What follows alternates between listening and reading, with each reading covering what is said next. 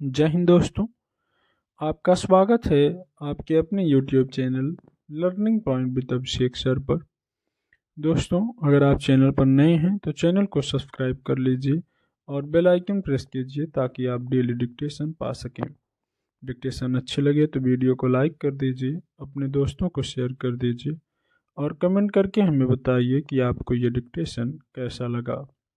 Dictation शुरू होगी 5 second बाद।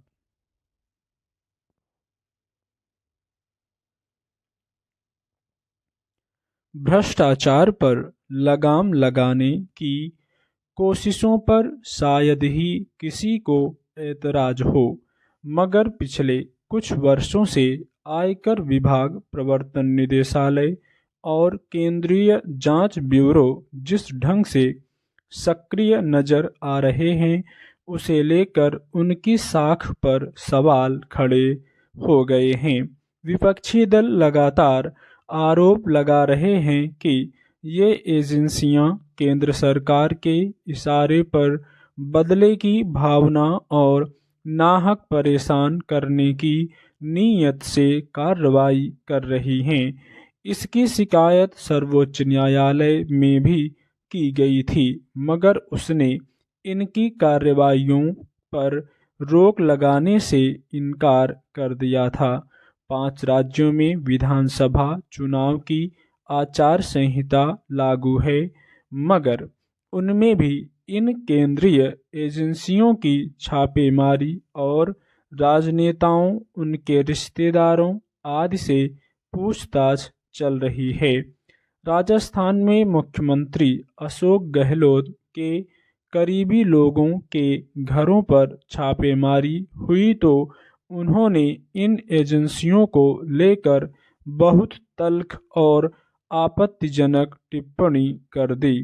उनकी भाषा पर एतराज जताते हुए स्पष्टीकरण मांगा गया तो उन्होंने न तो उसके लिए किसी तरह का अफसोस जाहिर किया और न अपने बयान को अनुचित माना। उन्होंने कहा कि जब एक मुख्यमंत्री को इस तरह परेशान किया जाएगा तो उसकी भाषा ऐसी ही निकलेगी।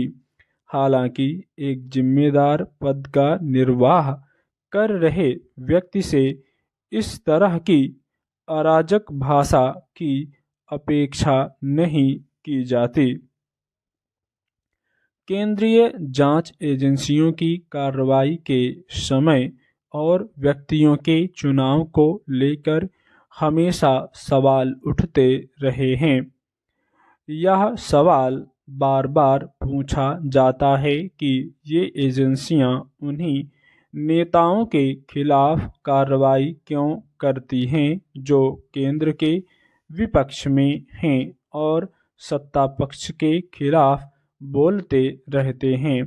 फिर यह भी कि जब भी किसी राज्य में चुनाव होना होता है, वही क्यों अधिक छापेमारी की जाती या पुराने मामलों की फाइलें खोलकर जांच शुरू कर दी जाती है। विपक्षी दल उन नेताओं के नामों की सूची भी बार बार दोहराते रहते हैं जिनके खिलाफ केंद्रीय एजेंसियों के पास भ्रष्टाचार से जुड़े मामले दर्ज हैं, मगर उनके सत्ता पक्ष में चले जाने के बाद उनके खिलाफ जांच रोक दी गई है।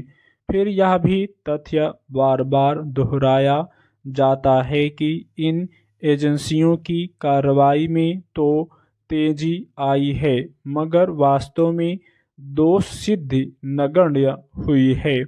इससे यही जाहिर होता है कि इन एजेंसियों की कार्रवाई के पीछे मंशा केवल विपक्षी नेताओं और उनके करीबियों को परेशान करने की होती है।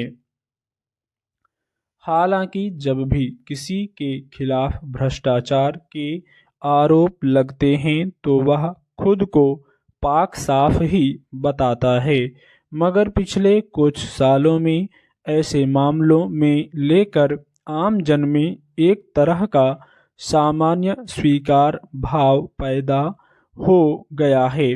विपक्षी दलों के हर छापे या पूछताछ को राजनीति से प्रेरित बताते रहने से लोगों में यह धारणा गाढ़ी होती देखी जा रही है कि केंद्रीय जांच एजेंसियों का मकसद भ्रष्टाचार रोकने के बजाय कुछ और ही है। यह बहुत चिंताजनक संकेत है।